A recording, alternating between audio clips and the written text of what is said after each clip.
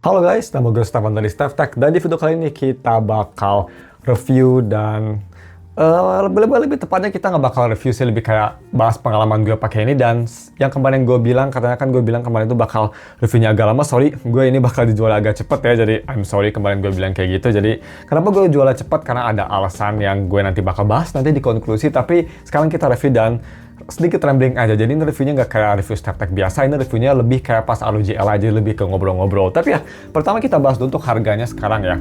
Legion Go S tuh kalau barunya kira-kira harganya kalau kita nyari di Tokopedia sekitar 7,5-7,3 juta tergantung ada diskon atau enggak. Gue nggak tahu di tahun 2026 ini harganya berapa, tapi pas gue beli harganya di segitu, dan itu yang pastinya baru, dan ini versi Z2 Go. Jadi ya kalau misalkan kalian mau beli si konsol ini, gue bakal taruh link di deskripsi. Tapi mungkin yang kalian lihat ya, kalau misalnya kalian beli, kalian nggak bakal dapet SteamOS. Yang pasti ini gue install sendiri, gue delete Windows karena fuck Windows. Gue hanya ingin main game biasa aja ya. Gue nggak bakal pakai ini untuk kayak kerja, jadi gue install SteamOS. Tapi kalau bisa buat dipakai kerja pun, menurut gue SteamOS cukup oke ya. Si Linux itu cukup bagus lah kalau misalnya untuk dipakai kerja juga cukup bagus. Tapi kalau misalnya kalian ingin fokus ke gaming dan game library kalian mostly ada di Steam sih, gue rekomen kalian install SteamOS, dan caranya juga gampang. Kalian bisa nyari di YouTube banyak tutorialnya. Anyway, kita langsung aja move on ke desain dan build-nya bagaimana sama port-portnya. Jadi untuk desain build sendiri, desain menurut gue sih ini cukup oke ya. Desainnya warna putihnya tuh keren gitu, dan gue nggak tahu bakal cepet kill atau enggak kayak di ROG Ally yang dulu gue pernah pakai. Tapi overall desainnya bagus, dan untuk build-nya sendiri juga ini menurut gue cukup kokoh dia. Cuma memang agak cukup berat, cuma wajar banget kenapa ini berat, karena dia itu memang besar ya. Dia tuh di 8 inci layarnya, paling besar kayaknya deh. Karena kan kalau ROG Ally sama Steam Deck tuh di 7 incian ya kalau nggak salah. Ini 8 inci, dia memang besar banget. Kalau mau di scale gitu ya sama hal-hal yang kalian lihat di desktop, ini dibanding sama Lamzu Maya X, emang gede banget ya, bisa kita lihat. Jadi form factornya besar, cuma untuk masalah desain gue suka. Build juga cukup kokoh walaupun terbuat dari plastik, cukup oke. Dan untuk tombol dan port sendiri, kalau misalnya kita lihat ke depan ya, kita cepet aja. Di sini ada si WAX, kok W sih? YXAB maksud gue. Jadi pakai lewat Xbox yang pastinya. Ada dua joystick yang pastinya udah Hall effect. Di sini ada si control button buat ngelihat kayak overlay gitu. Dan overlaynya dibanding sama Legion yang ada di Windows, Steam overlay jauh lebih smooth, nggak nge-lag sama sekali.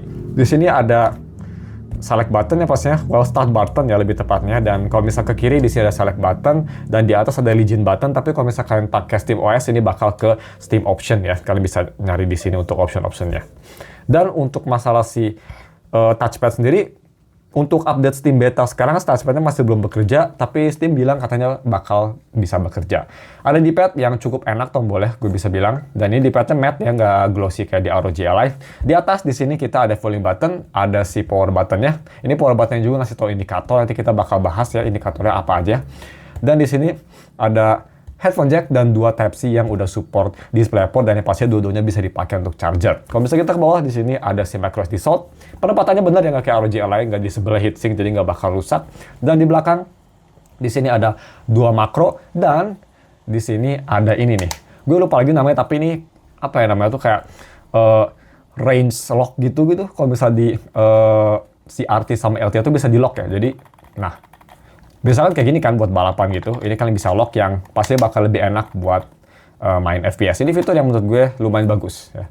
So, seperti itu untuk desain dan build dan portnya sendiri.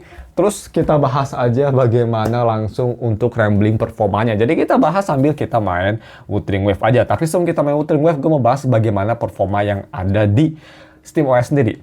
Gue sih sangat rekomen SteamOS karena ini ya guys. Ini gue kalau bisa di settingan yang normal ya, balance yang pakai 18 watt nih, even di OS pun ini smoothnya minta ampun. Kelihatan nggak tuh? Ini smooth banget, 120 Hz sangat smooth. Jadi gue sih sangat rekomend banget ya kalian pakai SteamOS, karena OS-nya jauh lebih smooth, jauh lebih optimis, dan FPS improvement-nya juga lumayan banyak ya. Kalau nggak salah, kalau gue lihat di YouTube tuh FPS improvement-nya sekitar 10-15 FPS tergantung game. Itu impresif banget. Tapi overall UI smooth banget, nggak kayak di Windows, nge-lag nggak jelas, enak banget ya.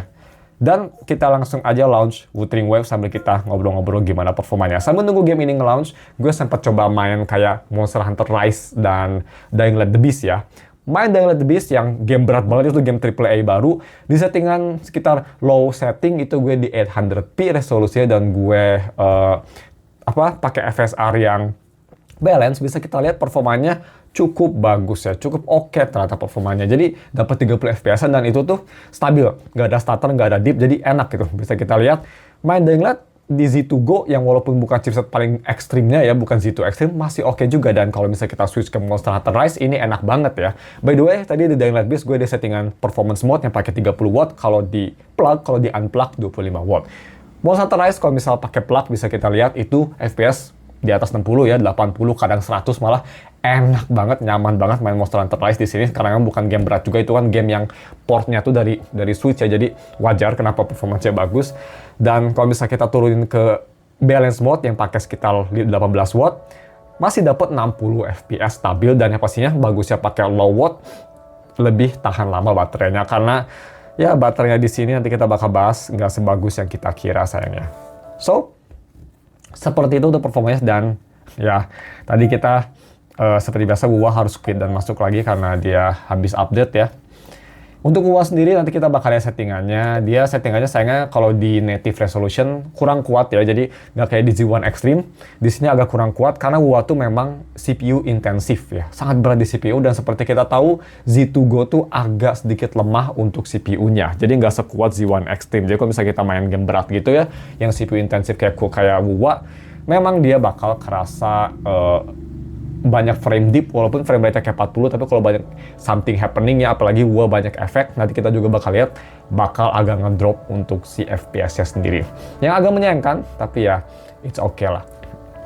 Nah, pastinya nih gue, kita bakal coba di area Jepang ya, di Honami, kita bakal lihat kayak itu area yang menurut gue cukup berat, cuma yang oke-nya dibanding sama HP, comparing shadow di PC tuh lumayan cepet ya, bisa kita lihat tuh, lumayan cepet. So, kita sambil nunggu, kita ngobrol-ngobrol juga hal yang lain seperti bagaimana untuk kontrolnya. Nanti kita bakal lihat juga gimana kontrol, tapi kontrolnya di sini enak ya, nyaman di tangan gitu. Menurut gue, dan gue suka layout Xbox, cuma ada sedikit keluhan dari gue tuh, gak tau mungkin kalian pakai Legend Go S juga punya keluhan yang sama, tapi ini si RB sama LB-nya tuh nekannya tuh harus neken banget ya kalau misalnya cuma gini gitu.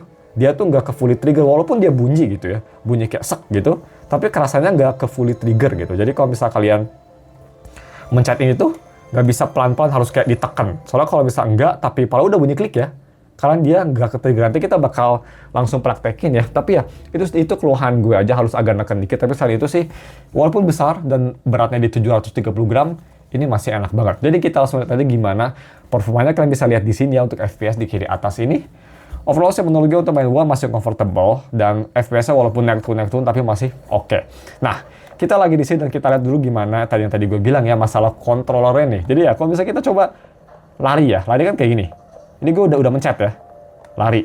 Kalau misalnya gue lihat gue dikit, dia bakal kayak stop lari gitu. Kayak gimana ya? Aduh, ini soal larinya terusan ya, apa ya kira-kira yang bisa dites ya? Jadi dia tuh kadang nggak mau nge-trigger terus. Dia nggak bisa langsung full lari gitu, karena dia stop. Nggak. Kalau di game ini sih, gue nggak bisa praktekin karena dia larinya kan terusan ya setelah gue pencet. Cuma kalau misalnya di game kayak Monster Hunter Rise yang kalian harus mencet terus si RB, kalau misalnya kalian agak lemes mencetnya walaupun udah ngeklik, dia bakal nge-cancel gitu. Jadi harus neken banget. Tapi ya, kita lihat settingannya dulu. Settingan ini gue lagi main di balance mode. Oke, kita lihat settingannya dulu. Dan untuk settingan, nah di sini nih, gue di window mode. Resolusi gue rekomend di 800p. Tapi karena di 800p itu grafiknya menurut gue walaupun resolusinya 800p, menurut gue visualnya masih oke karena layarnya juga nggak besar banget ya, kita bukan di layar yang gede. Tapi untuk yang lain gue naikin di high setting, semuanya rata kanan ya, kecuali shadow quality. Kenapa di high setting? Karena biar nutupin si low resolution yang tadi gue bilang, sama nutupin kita pakai FSR quality, jadi nutupin itu. Dan gue lagi main di mode balance. Jadi kalau misalkan kalian pakai SteamOS, yang pastinya performance semuanya tuh bisa diatur dengan dua tipe. Pertama, kalian bisa langsung aja klik ini, dan kalian bisa atur langsung di settingannya ya. Mana nih? Nah, di sini bisa langsung atur di custom profile, dan dia bakal ngerubah sendiri. Tapi gue sih lebih suka langsung ngaturnya dari sini. Tapi ya, untuk custom profile sendiri kalian bisa atur si TDP-nya ya. Jadi kalian bisa di limit TDP-nya sendiri, bisa di limit ke 18 watt, paling rendah di 5 watt, dan paling tinggi di 40 watt kalau nggak salah dia paling tingginya. Oh, 33 watt. Oke, paling tinggi di 33 watt ya. Dan kalian bisa manual GPU clock juga by the way. So, seperti itu.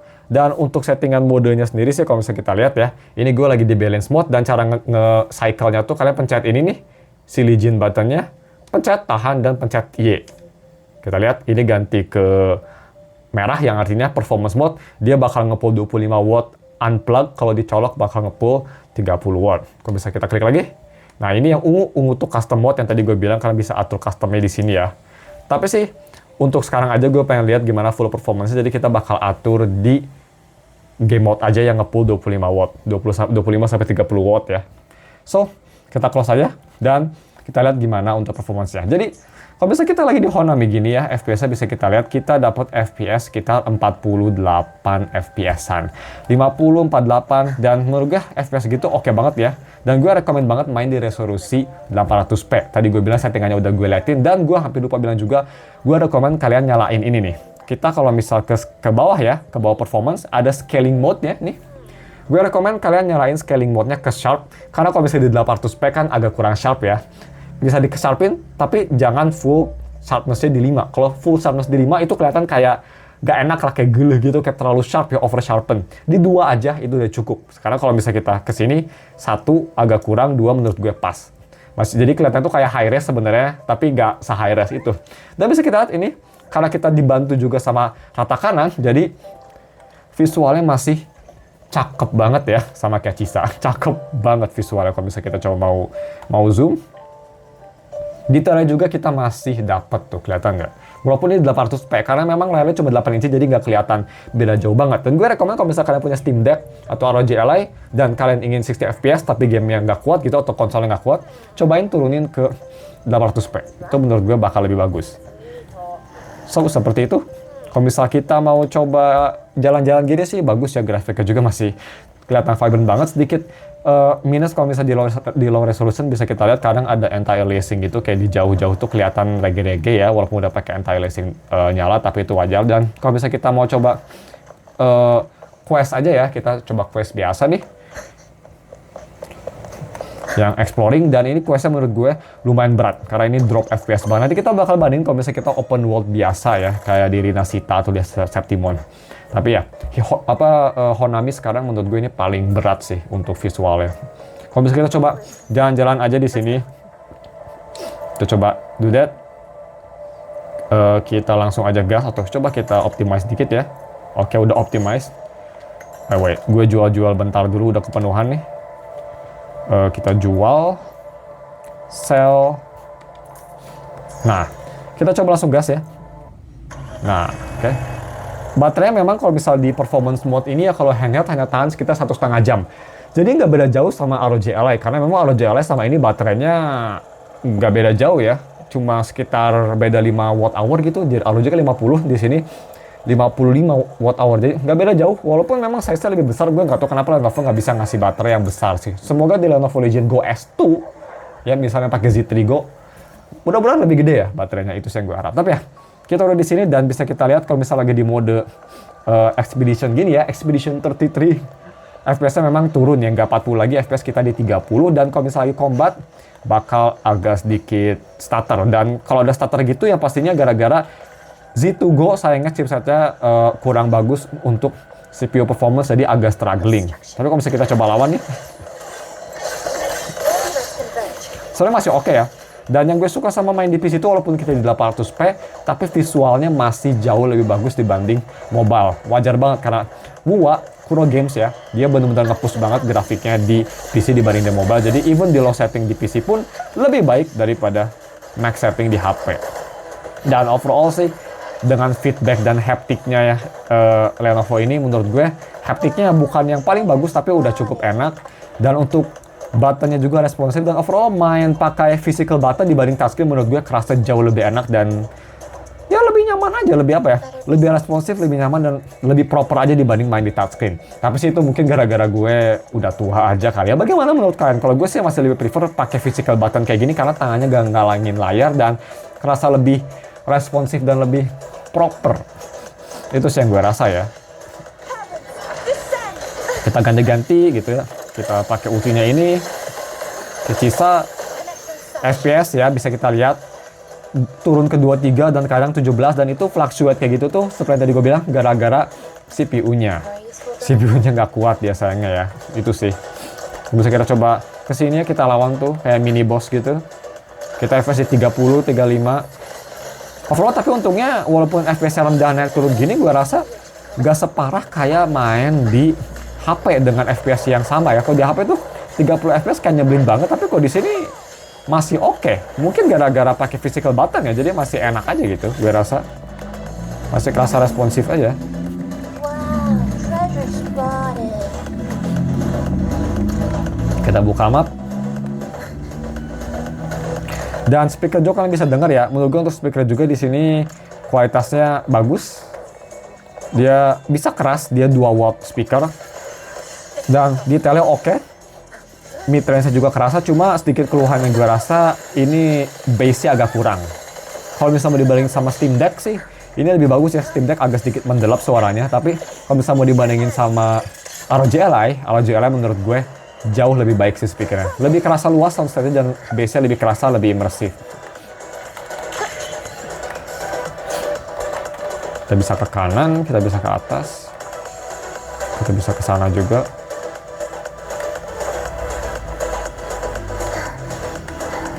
Pan, itu siapa yang ngomong? Repent. Kalian bisa dengar speakernya nih? Silence beckons. Time Oke ya sebenarnya. isn't looking good. Windstorm. Sweep all away. Pretty good, speakernya juga cukup oke menurut gue. So, kita lanjut. By the way, gue suka banget ya area baru yang di Honami ini, karena dia tuh si levelnya tuh kalau di level 1 lagunya santai, dan levelnya makin naik si lagunya tuh makin intens. Kayak sekarang kita udah di intense level 3, lagunya makin ramp up gitu. Itu gue suka banget sih kayak gitu. Ngingetin gue sama itu tuh, kalau bisa kalian tahu ya, Tetris 99 itu kayak gitu juga kan, Battle Royale, setiap tinggal dikit langsung lagunya berubah gitu. Gue suka sih kayak gitu. Dynamic musik sama apa yang gue suka banget. Makanya gue game-game kayak Dying Light 2 gitu ya, yang pakai dynamic musik gue suka banget gitu. Ada Fraxidus guys. Nggak proses menurut gue. Kalau misalnya kita mau ngomongin dikit tentang gua di HP atau di device PC low end ya atau mid end, memang Kuro menurut gue harus optimize lebih baik lagi. Tapi overall memang agak sulit ya dengan vision yang mereka mau, yaitu pengen grafiknya bagus banget di PC, tapi aneh aja memang susah di-optimize. Memang agak susah untuk nge-tame performance-nya. Kalau saran dari gue sih, nggak tahu menurut kalian ya. Kalau saran dari gue untuk Kuro, mending kalau PC nggak apa-apa, push the limit aja ya. Jangan peduli langsung, yang pastinya optimize juga, tapi push the limit gitu. Karena gue, ini udah lama banget, tapi mungkin kalian inget pas finalnya Raguna ya, 2.7 kalau nggak salah. Dia tuh ngedowngrade grafiknya di PC buat mobile. Itu gue benci banget. Kayak cutscene-nya tuh kayak pre-render dan kerasa low quality banget, bitrate-nya jelek banget. Itu gue, oh my god, kayak jadi kesel gitu. Kayak kenapa kita harus nge-cater ke mobile gitu. Kayak harusnya dipisah aja gitu. Kayak oke, nggak apa mobile kayak gitu, tapi PC rendernya native, jadi kerasa bagus, dipisah aja gitu. Jadi ya gue harap sih Kuro kedepannya dipisah aja gitu. Kalau misal kayak Kuro kan sempat bilang kayak, oh kita nggak bisa masukin banyak musuh atau banyak player karena di mobile takutnya nggak kuat. Ya udah nggak apa-apa, masukin aja di PC, masukin aja di PC nggak apa gitu. Tapi di mobile apa? Jangan. Jadi kalau di mobile karena nggak kuat, nggak apa-apa, pakai switch aja ya gitu. Nggak usah banyak karakter dalam satu scene. Tapi kalau di PC bisa, gaskan. Nggak usah takut gitu. Kalau misalnya dia takut kayak, oh tapi nanti jadi nggak fair, lu nggak usah mikirin kayak gitulah gitu. Maksudnya kayak at least mereka dunia bisa main gitu. Kalau misal lu cater sama semua orang, ya lu nggak bakal cater ke semua, nggak bakal ada hasilnya gitu. Nggak apa. Menurut kalau saran dari gue sih gitu. Kayak PC fokusin aja ya, push to the limit gitu. Dan nggak apa-apa dibedain dikit, yang penting core masih sama gitu. Kayak nggak apa kasihnya agak beda. Mungkin pas final battle agak beda ya, nggak beda. Kalau yang di mobile mungkin cuma 3 orang gitu. Kalau misalnya di PC semuanya masuk gitu ya, semuanya ngelawan gitu, jadi kayak Infinity War, jadi kayak Avengers. Tapi nggak apa-apa kayak gitu, karena core masih sama gitu. Kalau gue sih, gue harap Kuro kedepannya agak sedikit dipisah ya, mobile sama PC. Karena kalau misalnya digabungin gitu, yang pastinya gue sebagai mobile player juga, tapi gue suka main di PC juga, bakal kerasa apa ya? Jadi kayak dipaksa lumpuh gitu. Dan gue tahu Kuro ingin nge-push the limit. Jadi ya, semua kedepannya Kuro bisa was fantastic. di mix aja sih, jadi kayak dipisah aja gitu. Nggak apa beda, yang penting core sama. Gimana menurut kalian opininya? Kalau gue sih mending gitu aja, karena asalkan Korea sama sih nggak apa-apa gitu. Combatnya masih sama tapi mungkin agak beda cutscene-nya, final gameplaynya agak beda, nggak apa-apa sih. Ya kesal aja gitu, karena bayangin aja se-epic apa gitu ya battle-nya. Kalau misal waktu itu Kuro push the limit di PC. Semua karakter Inazita bayangin tuh. Di satu area battle kayak besar gitu, gila banget nggak? Saya kita nggak bakal bisa ngelihat hal tersebut karena nggak kuat di mobile, jadi PC juga ketarik. I hate that shit, man. Semoga improve aja ya, semoga bisa dipisah lah. Karena gue pikir mobile player juga nggak bakal ngeluh sih. Karena at least mereka juga pasti bakal masih oke gitu. Dan kalau misal mereka ingin kayak gitu bisa beli PC juga mungkin ya. Mungkin mungkin gak ada duit ya. Di mobile juga udah oke lah gitu kayak gitu. I don't know. Gimana menurut kalian? Kalau menurut gue sih sebenarnya Kuro gas aja lah gitu, nggak usah takut-takut ya. Ini kita ngeluarin apa ya? Kayaknya nih dua ini di put down aja deh ya. Nggak perlu. Nice. HP kan bisa? Oke. Dan seperti itu, kita ngomong dulu nih. Saya performance sendiri, kalau main UA sih, kita balik lagi. Soalnya tadi gue sempet ngerant tentang UA. Gak tau kenapa gue kalau nge-review gamepad kayak gini, sama kayak di ROG pas gue ngehujat Genshin ya. Pas di sini juga gue, pasti ada aja yang diomongin soal gacha game ya. Karena gue memang critical gitu kalau masalah gacha game. Karena gue kalau main game yang gue suka gitu, pasti gue bakal critical karena gue suka gitu. Dan juga benci sama community zaman sekarang ya, mereka tuh nggak bisa terima kritik dan mereka tuh mikir kalau misal highly critical sama game, ya pasti nggak suka sama game itu. Dan sebenarnya kalian tuh bisa suka tapi at the same time highly kritik sama game. Justru itu malah ngeliatin kamu care sama gamenya gitu, nggak buta aja tai dimakan gitu. Itu justru itu toxic kayak gitu. Jadi komunikasi itu harus dua arah ya guys, buat yang nggak tahu. Kalau bisa cuma satu arah aja, nggak bakal oke menurut gue. So ya, itu sih sedikit tren dari gue tentang WoW. Gue pasti masih suka banget sama game ini ya. Kuro masih one of the best developer untuk masalah listening to the community. Cuma ya itu nitpick aja sedikit dari gue sih. Karena gue ingin ngelihat WoW full potensial dan gue nggak mau gara-gara kita harus nge-cater ke mobile jadi harus diturunin PC-nya. Pisah aja guys. Gue yakin nggak bakal ngeluh mobile player juga dan PC player bakal oke gitu. Ya, itu rant dari gue. Setelah seperti biasa, habis kita ngomongin performa pasti ada rant di sini. Ya, gue nggak peduli kalau misal gue nanti bakal Kurobot bakal ngambek. Gue masih cinta sama WoW, gue masih bakal main game ini. I absolutely love this game ya, dari karakter grafiknya, terutama Honami, absolutely beautiful place ya.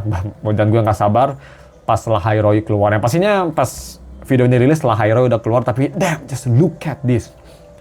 Ini game free loh. Grafiknya bagus banget ya, dan bisa media handheld. Grafik kayak gini, that is so cool, very so cool. Anyway, rantingnya udah selesai.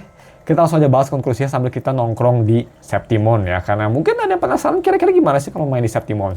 By the way, kalau misalnya kita mau coba main di yang kecil-kecil aja ya, kan bisa kita main kayak Whimpering Waste gitu ya. Kita main kayak ini nih, kayak Whimpering Waste, atau misal kita main kayak apa sih namanya itu tuh yang kayak roguelike, gue lupa gini ini, Fantasies of Thousand Gateways. Main game mode kayak gitu 60 fps ya, santai 60 fps, kadang turun ke 40 tapi overall stabil banget di settingan yang tadi gue kasih. Cuma kalau open world aja sekitar 40-30 fps-an. Tapi ya, kita konklusinya di sini aja deh, menurut gue udah cukup ya. Kita bahas gimana konklusinya.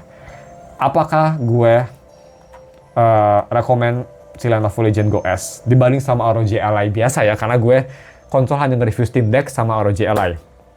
Pertama, gue bahas sama Steam Deck dulu. Dibanding sama Steam Deck sih, gue rasa kalau misal kalian nggak apa-apa ya, harus nge-install Steam OS lagi karena butuh proses. Jadi kalian harus login ke Windows, install Steam OS yang butuh waktu kira-kira sekitar 3 jam lah kira-kira sampai ke install Steam OS. Gue sih jujur lebih rekomen ini daripada Steam Deck ya. Dibanding sama Steam Deck LCD, jauh lebih rekomen ini. Tapi harganya memang juga lebih mahal. Kalau dibanding sama Steam Deck OLED yang harganya mirip-mirip bekasnya, dan kalau barunya lebih mahal 2 juta ya kalau nggak salah. Gue sih, untuk gue personal, masih lebih rekomen ini. Yes, Steam Deck OLED menurut gue, Steam OS-nya kerasa lebih polish dibanding ini, dan OLED screen-nya lebih bagus. Tapi untuk masalah baterai dia pretty much sama, dan di sini layarnya lebih besar. sama-sama pakai Steam OS, performanya juga lebih baik. Bisa dibilang ini rasanya tuh kayak Steam Deck 2 atau Steam Deck 1.5. Jadi kalau gue sendiri sih rekomen kalian bingung mungkin ya antara Steam Deck atau Steam Deck OLED, atau misal kalian milih Steam Deck atau Legion Go S yang ini, mending ini. Kalau misal antara Steam Deck OLED sama Lenovo Legion Go S, gue juga lebih rekomen ini. Itu kalau misal kalian lagi bingung antara milih ya. Kalau misal kalian upgrade sih, gue nggak rekomen upgrade karena performanya menurut gue nggak beda banget sampai worth it untuk upgrade.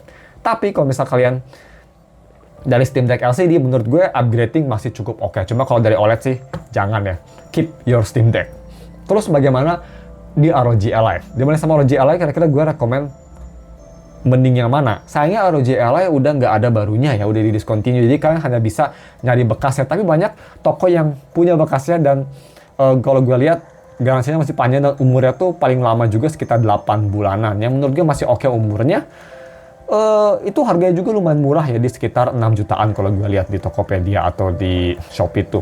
6,6 juta, 6,5 juta untuk bekasnya, dan di harga segitu yang 1 juta lebih murah sih jujur ya, gue sih masih lebih rekomen ROG Ally. Kenapa? Karena baterainya ternyata nggak beda jauh banget sama ROG Ally kok. Yes, ROG Ally lebih boros sekitar berapa ya? 13-15 menitan, tapi nggak sesignifikan itu. Dan yes, layarnya lebih kecil, tapi gue bisa adaptasi juga, dan gue rasa layar sendiri walaupun sama-sama IPS LCD lebih bagus di ROG Ally. Gue rasa lebih kerasa jernih dan vibrant aja. Cuma memang kelemahan dari ROG Ally itu dari microSD penempatannya ya, dia dekat sama heatsink dan rawan bermasalah. Tapi kalau misalnya kalian nggak pakai microSD sih, menurut gue ROG Ally lebih worth it, apalagi sekarang harganya lebih murah. Dan itu kalau misalnya kalian nggak apa-apa sama bekas. Kalau misalnya kalian harus baru, yang pastinya pilihannya hanya ini. Dan overall ini sih masih oke banget ya. Kalau misal kalian mainnya terutama main game-game indie gitu, kayak Silksong, kayak misal Dead Cell gitu ya, Binding of Isaac, ya pokoknya game indie atau game-game zaman dulu, atau emulator, atau game zaman dulu kayak misal Monster Hunter Rise gitu, itu masih enak banget di sini, dan gue sih gak ada masalah sama ini. Kalau misal kalian ingin layar lebih besar, ingin kondisi yang baru, Legion Go S dan pakai Steam OS ya gue rekomen. Gue gak rekomen pakai Windows karena performanya lebih jelek.